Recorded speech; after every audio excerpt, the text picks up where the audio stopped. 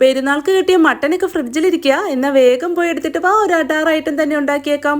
അതിനായി കുക്കറിലേക്ക് കഴുകി വൃത്തിയാക്കി വെച്ച് 1 കിലോഗ്രാം മട്ടൻ ഇട്ട് കൊടുത്ത് 1 ടേബിൾ സ്പൂൺ ഇഞ്ചി വെളുത്തുള്ളി പേസ്റ്റ്, 1/2 ടേബിൾ സ്പൂൺ മഞ്ഞൾപ്പൊടി, ആവശ്യത്തിന് ഉപ്പും 1 ഗ്ലാസ് വെള്ളവും ഒഴിച്ച് മീഡിയം ഫ്ലെയിമിൽ ഒരു 4 വിസിലിന് വേവിക്കാൻ വെക്കാം. ആ സമയം കൊണ്ട് ഒരു പാനിലേക്ക് 1 ടേബിൾ സ്പൂൺ പച്ചമല്ലി, 1 ടേബിൾ സ്പൂൺ വലിയ ജീരകം, 1/2 ടേബിൾ സ്പൂൺ ചെറിയ ജീരകം, 1 ടേബിൾ സ്പൂൺ കുരുമുളക്, ഈ കാണുന്ന സ്പൈസസും 5-6 കാശ്മീരി മുളകും കുറച്ച് കറിവേപ്പിലയും ഇട്ട് ഒരു ലൈറ്റ് ഗോൾഡൻ കളർ ആവുന്നവരെ ചെറു തീയിലിട്ടൊന്ന് ഡ്രൈ റോസ്റ്റ് ചെയ്തെടുക്കാം. ഈ ഒരു പരുവത്തിൽ കോരി മാറ്റി ഒരു മിക്സിയുടെ ജാറിലേക്ക് ഇട്ട് കൊടുത്ത് നന്നായി പൊടിച്ചെടുക്കാം. ഇതുപോലെ. ഈ സമയം കൊണ്ട് നമ്മുടെ മട്ടനൊക്കെ നന്നായി വെന്ത് വന്നിട്ടുണ്ട്. ഇനി ഒരു പാൻ അടുപ്പത്ത് വെച്ച് 2 ടേബിൾ സ്പൂൺ എണ്ണ ഒഴിച്ച് എണ്ണ ഒന്ന് ചൂടായി കഴിഞ്ഞാൽ കുനുകുനാന്നരിഞ്ഞ മീഡിയം വലിപ്പത്തിലുള്ള 2 സവാള, ചെറിയൊരു തക്കാളി ചെറുതായി അരിഞ്ഞത്, എരിവിന് ആവശ്യത്തിന് പച്ചമുളക്, ഇനി ഇതെല്ലാം ചേർത്ത് ഒന്ന് വഴറ്റി മൂടി വെച്ച് ഒരു 10 മിനിറ്റ് വേവിക്കാം.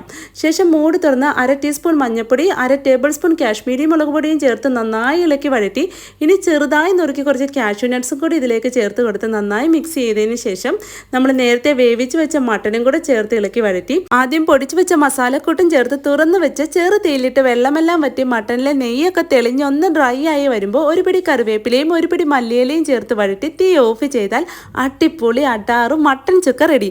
അപ്പോൾ എല്ലാവരും ഒന്ന് ട്രൈ ചെയ്ത് നോക്കുക. ഇതേപോലുള്ള ഈസി ആൻഡ് ടേസ്റ്റി റെസിപ്പീസിന് ഈ പേജ് ഫോളോ ചെയ്യാനും ലൈക്ക് ചെയ്യാനും മറക്കല്ലേ. ഇത്തരം ഈസി ആൻഡ് ടേസ്റ്റി റെസിപ്പീസുമായി നമുക്ക് വീണ്ടും കാണാം. Okay, by.